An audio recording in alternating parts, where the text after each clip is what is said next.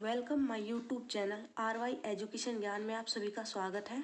कल हमने जाना था प्रत्यय। प्रत्यय किसे कहते हैं और प्रत्यय के कितने भेद हैं। प्रत्यय के 2 भेद हैं। तो हमने प्रत्यय के पहले भेद के बारे में जो कृत प्रत्यय है उसके बारे में जान लिया था।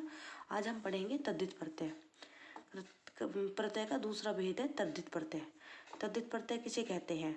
धातु के अतिरिक्त अन्य शब्दों के अंत में प्रयुक्त होने वाले प्रत्यय क्या कहलाते हैं? तद्धित प्रत्यय कहलाते हैं हमारे तद्धित प्रत्यय। और इन प्रत्ययों से बने शब्दों को तद्धितांत कहते हैं।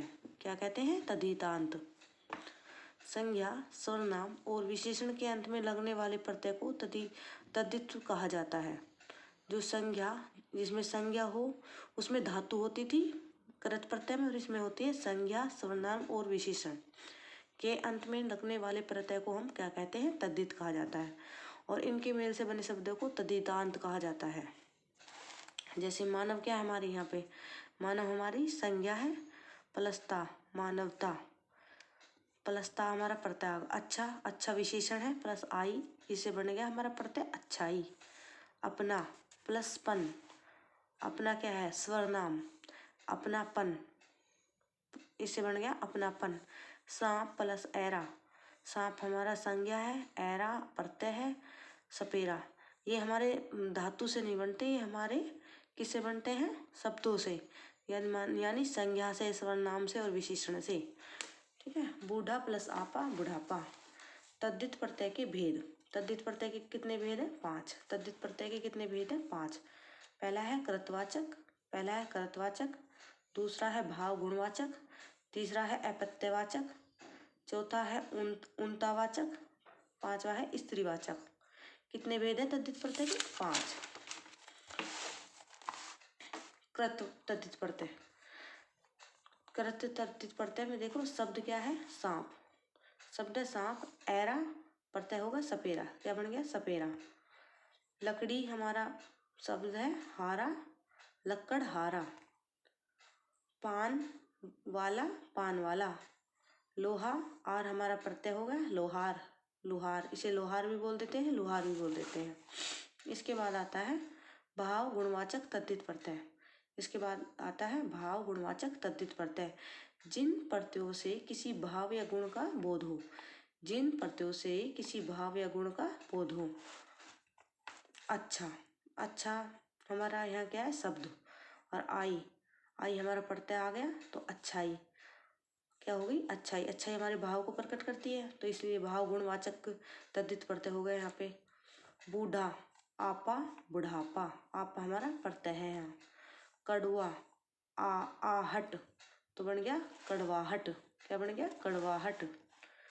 उसके बाद आता है गुरु त्वय, त्वय हमारा यहाँ पे प्रत्यय है तो गुरुत्व, गुरुत्व, गुरुत्व बन गया। ठीक है, गुरुत्व। त्वय हमारा प्रत्यय है तो गुरुत्व। उसके बाद आता है अपत्यवाचक तद्धित प्रत्यय। अपत्यवाचक क्या होता है? देखिए, जिन प्रत्ययों के लगने से किसी वंशज या पुत्र होने का बोध हो, अपत्यवाचक तद्धित प्रत्यय कहलाते हैं। जिन प्रत्ययों के लगने से किसी वंशज या पुत्र होने का बोध हो वो हमारे अपत्य तद्धित प्रत्यय कहलाते हैं। जैसे रघु, रघु में अ प्रत्यय जुड़ रहा है तो राघव बन गया रघु का वंशज, रघु का वंशज। उसके बाद है मनु प्लस ए क्या है हमारा? प्रत्यय, इससे बन गया मानव, मनु का वंशज। पांडु प्लस ए क्या है हमारा? प्रत्यय, तो पांडव, पांडु का पुत्र, पांडु का पुत्र। कुरु प्लस ए तो कौरव, कौरव का वंशज, कुरु का वंशज, कौरव बन गया कुरु का वंशज। तो अपत्यवाचक तद्धित प्रत्यय होते हैं जिन प्रत्ययों के लगने से किसी वंशज या पुत्रों का बोध हो। उसके बाद आता है उनतावाचक तद्धित प्रत्यय। उनतावाचक तद्धित प्रत्यय जिसमें हीनता, लघुता या प्रियता का अर्थ प्रकट हो, जिनमें हीनता, लघुता या प्रियता का अर्थ प्रकट हो। सांप, ओला, सपोला, हीनता का। बाबू बबुआ, प्रियता। बच्चा वाह, बचवा, वाह प्रत्यय लग गया बचवा, जैसे प्रियता बोल देते बचवा। पहाड़ पहाड़ी। इसके बाद आता है स्त्रीवाचक तद्धित प्रत्यय। इसके बाद क्या आता है?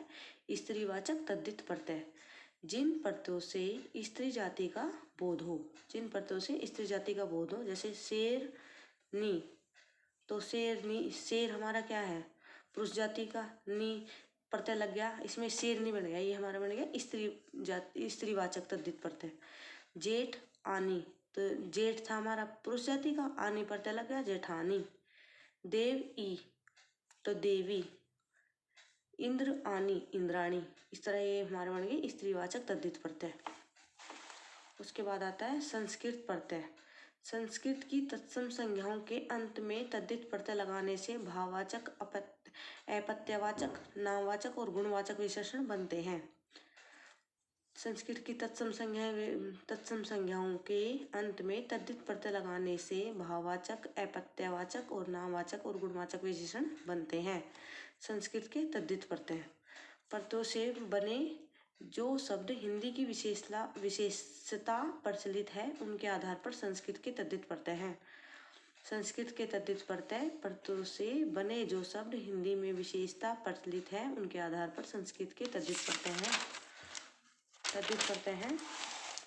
हमारे कौन कौन से तद्धित प्रत्यय हैं, देखो देखें, ए, अक, आयन, इक, इन, इम, ईमा, ईय, इल, इष्ट, ई, इन, इयख, उल, एय, कै, चित, ठै, तन, तै, त्य, त्रय, ता, त्वय, था, दा, धा, निष्ठ, मैं, मान, मैं, मी, य, रै, लै, लू, वान, वत, वी, वे, से, शे, सात इत्यादि शब्दांश भी तद्धित प्रत्ययों के रूप में प्रयुक्त होते हैं।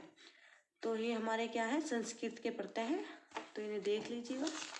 तो अब हमारे प्रत्यय का टॉपिक खत्म हुआ। प्रत्यय हमने जान लिया है तद्धित प्रत्यय किसे कहते हैं और इसके कितने भेद हैं। तो थैंक यू। अगर आपको मेरा वीडियो अच्छा लगा हो तो लाइक करें, शेयर करें और जो वीडियो पर पहली बार आए हैं वो सब्सक्राइब कर लें। धन्यवाद।